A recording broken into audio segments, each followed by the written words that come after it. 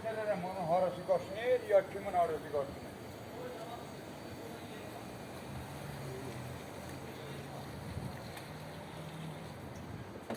Çorban böyle, sen beni tanıyorsan, sen kaşınır ne bileyim ha?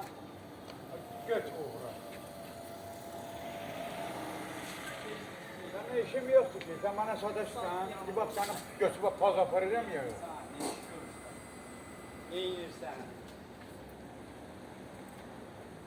Uğraşanı götü koşuyor ya, öyle naiber öyle har gelene ilişkiler öyle böyle.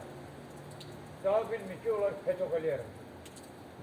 Bakasan şimdi, onun götü var bir de gelsin buraya bak. Gelir, bak. Sana bundan işim yok dedi.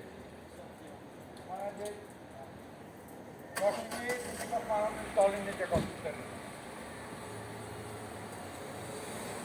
Göç veren böyle.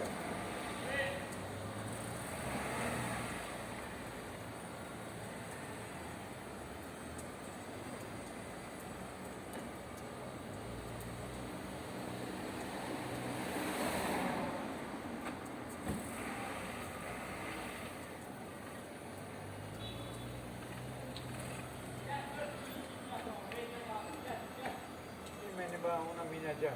Sen işin yoktu. Bir de oğullar ona binende, onun dalı başına yeri dağıdan da onu da biner.